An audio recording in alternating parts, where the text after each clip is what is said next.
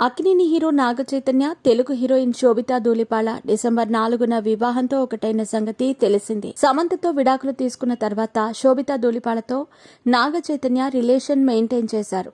నాగ చైతన్య, శోభిత కలిసి చాలా చోట్ల దర్శనం ఇవ్వటంతో వీరు డేటింగ్ లో ఉన్నారని అంతా కన్ఫర్మ్ చేసుకున్నారు. అందరూ అనుకున్నట్టుగానే ఈ జంట సైలెంట్ గా నిశ్చితార్థం చేసుకుని షాక్ ఇచ్చారు. ఈ క్రమంలోనే నాగ చైతన్య, శోభితా ధూళిపాళ డిసెంబర్ 4న అన్నపూర్ణ స్టూడియోలో చాలా సింపుల్ గా వివాహం చేసుకున్నారు. పెళ్లి అనంతరం శోభిత మాట్లాడుతూ నాగ చైతన్య భర్తగా రావటం తన అదృష్టమని తెలిపింది.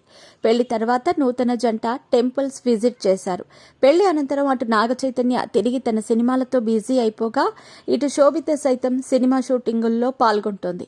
ఇదిలా ఉంటే సోషల్ మీడియాలో వీరి పెళ్లికి సంబంధించిన ఓ వార్త వైరల్ గా మారింది.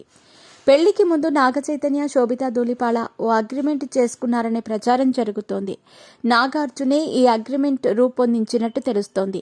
ఈ అగ్రిమెంట్ ప్రకారం భవిష్యత్తులో ఏదైనా కారణాలతో వీరిద్దరూ విడిపోవాల్సి వస్తే ఆస్తిలో సగం వాటా భరణం కింద ఇవ్వటం కుదరదని నాగార్జున ముందుగానే ఈ అగ్రిమెంట్ చేసుకున్నారనే ప్రచారం జరుగుతోంది.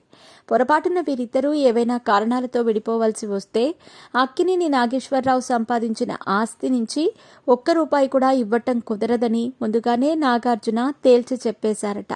నాగ చైతన్య సంపాదించిన ఆస్తిలో మాత్రమే భరణం కింద ఎంత చెల్లించాల్సి ఉంటుందో అది మాత్రమే నీకు చెందుతుందని ఓ అగ్రిమెంట్ చేయించి నాగ చైతన్య, శోభితా ధూళిపాళ సంతకాలు తీసుకున్నారట నాగార్జున.